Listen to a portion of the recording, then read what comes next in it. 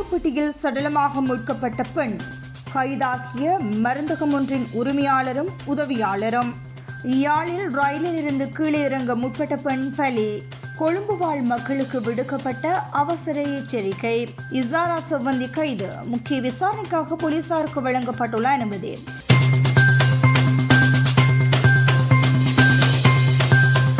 கொழும்பில் இன்று முதல் எதிர்வரும் 18ஆம் தேதி வரை அவசர பேரிடர் நிலை அறிவிக்கப்பட்டுள்ளது. கொழும்பிலும் அதனை சுற்றியுள்ள பகுதிகளிலும் கனமழை மற்றும் இடியுடன் கூடிய மழைக்கான வானிலை முன்னறிவிப்புகளை அடுத்து கொழும்பு மாநகர சபை இன்று முதல் 18ஆம் தேதி வரை அவசர கால அனர்த்த பதில் நடவடிக்கையை அறிவித்துள்ளது. மாநகர சபை தனது அனர்த்த முகாமைத்துவம் மற்றும் அவசர கால பதில் பிரிவுகள் பாதகமான வானிலையால் பாதிக்கப்படும் குடியிருப்பாளர்களுக்கு உதவுவதற்காக முழுமையாக தயாராக இருப்பதாக அறிவித்துள்ளது. இதற்காக அவசர கால மீட்பு படையினர் தயாராக இருப்பதாக அறிவிக்கப்பட்டுள்ளது. வளிமண்டலவியல் திணைக்களத்தின்படி பல பகுதிகளிலும் பலத்த மழை பெய்யக்கூடும் என்றும் தற்காலிக வெள்ளப்பெருக்கு மற்றும் மின்னல் தாக்கம் ஏற்படும் அபாயம் உள்ளதாகவும் எதிர்பார்க்கப்படுகின்றது. கொழும்பு மற்றும் அதனை சுற்றியுள்ள பகுதிகளில் வசிக்கும் மக்கள் விழிப்புடன் இருக்குமாறு கேட்டுக் கொள்ளப்பட்டுள்ளதுடன் தேவைப்பட்டால் உதவிகளுக்காக மாநகர சபையை தொடர்பு கொள்ளுமாறும் அறிவுறுத்தப்பட்டுள்ளது. அவசர கால உதவிகளுக்கு 0112422222 மற்றும் 0112686087 உள்ளிட்ட எண்களை தொடர்பு கொள்ளுமாறும் கொழும்பு வாழ் மக்கள் அறிவுறுத்தப்பட்டுள்ளனர். யாழ்ப்பாணம் சாவகச்சேரி பகுதியில் ரயிலில் இருந்து கீழே இறங்க முற்பட்ட குடும்ப பெண் தவறி விழுந்து உயிரிழந்த துயர சம்பவம் இன்று காலை இடம்பெற்றுள்ளது. சாவகச்சேரி கோவிட் குடியிருப்பை சேர்ந்த 53 வயதான சுபாசினி என்ற பெண்ணை இவ்வாறு உயிரிழந்துள்ளார்.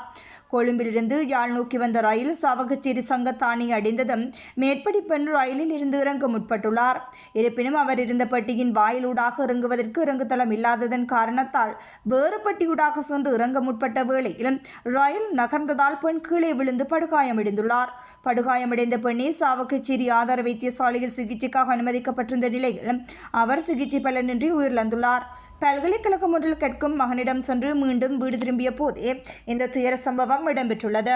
விபத்து தொடர்பான மேலதிக விசாரணைகளை சாவகச்சேரி போலீசார் மேற்கொண்டு வருகின்றனர். பூநகரி சங்குப்பட்டி பகுதியில் பெண் ஒருவர் கூறிய ஆயுதங்களால் தாக்கப்பட்டு முகம் உள்ளிட்ட பகுதிகளில் எரியக்கூடிய திரவம் ஊற்றப்பட்டு எரிக்கப்பட்டு கடலுக்குள் வீசப்பட்ட சம்பவம் தொடர்பில் மருந்தகம் ஒன்றின் உரிமையாளரும் உதவியாளரும் பூநகரி போலீசாரால் கைது செய்யப்பட்டுள்ளனர். யாழ்ப்பாணம் பூநகரி வீதியில் 18வது மைல்கல் அருகில் கடந்த 12ஆம் தேதி பெண்ணொருவரின் சடலம் மீட்கப்பட்டுள்ள நிலையில் இது தொடர்பில் போலீசாரால் மேற்கொள்ளப்பட்ட விசாரணையின் சடலமாக மீட்கப்பட்ட பெண்ணின் தங்க நகைகள் கொள்ளையிடப்பட்டுள்ளதாக தெரிய வந்துள்ளது. குறித்த பெண்ணின் தலையில் குத்தப்பட்டு முகம் உள்ளிட்ட பகுதிகளில் எரியக்கூடிய திரவம் ஊற்றப்பட்டு எரிக்கப்பட்டு கடலுக்குள் வீசப்பட்டுள்ளார். அவரது நுரையீரலில் நீர் புகுந்து மூச்சு திணறலால் உயிரிழந்தது உடற்கூற்றாய்வில் தெரிய வந்துள்ளது. குறித்த பெண் கடந்த 11ஆம் தேதி வவுனியாவில் உள்ள தனது உறவினர் வீட்டுக்கு செல்வதாக கூறி வீட்டிலிருந்து வெளியே சென்றதாக அவரது கணவர் போலீசாரிடம் கூறியுள்ளார். இது தொடர்பில் போலீசாரால் மேற்கொள்ளப்பட்ட மேலதிக விசாரணைகளில் கொலை சம்பவம் தொடர்பில் மருந்தகம் ஒன்றின் உரிமையாளரும் உதவியாளரும் கடந்த செவ்வாய்க்கிழமை கொள்ளையிட்ட 30 லட்சம் ரூபாய் பெறுமதியான தங்க நகைகளுடன் கைது செய்யப்பட்டுள்ளனர். கைது செய்யப்பட்டவர்கள் யாழ்ப்பாணத்தை சேர்ந்த 51 வயதுடைய மருந்தகம் ஒன்றின் உரிமையாளரும் 32 வயதுடைய அதே மருந்தகத்தின் உதவியாளரும் ஆவார். இந்த கொலை சம்பவம் தொடர்பில் பூநகரி போலீசார் விசாரணைகளை மேற்கொண்டு வருகின்றனர். இசாரா செவ்வந்தி மற்றும் 5 சந்தேக நபர்களை 72 மணி நேரம் காவலில் எடுத்து விசாரிக்க போலீசாருக்கு அனுமதி வழங்கப்பட்டுள்ளது. நேபாளத்தில் கைது செய்யப்பட்ட இசாரா செவ்வந்தி உட்பட 6 பேரும் நேற்று மதியம் நாட்டுக்கு அழைத்து வரப்பட்டனர். நேற்று மாலை 6:54 மணிக்கு இலங்கை ஏர்லைன்ஸ் விமானம் 182 மூலம் அவரும் 6 பேரும் காத்மாண்டுவிலிருந்து நாட்டுக்கு அழைத்து வரப்பட்டுள்ளனர். இதன்போது கட்டுநாயக்க விமான நிலையத்தில் நிறுவப்பட்ட முக அங்கீகார தொழில்நுட்பம் மூலம் அவர் இசாரா செவ்வந்தி என்பது மீண்டும் உறுதிப்படுத்தப்பட்டது. இதற்கிடையில் இசாரா செவ்வந்தி உட்பட 4 பேரும் விசாரணைக்காக கொழும்பு குற்றப்பிரிவினரிடம் ஒப்படைக்கப்பட்டுள்ளனர். மற்ற இருவரும் பேரியகொடக் பிரிவு குற்றப்புலனாய்வு பிரிவு மற்றும் மேற்கு தெற்கு குற்றப்பிரிவுக்கு அனுப்பப்பட்டுள்ளதாக போலீஸ் ஊடக பேச்சாளர் தெரிவித்துள்ளார்.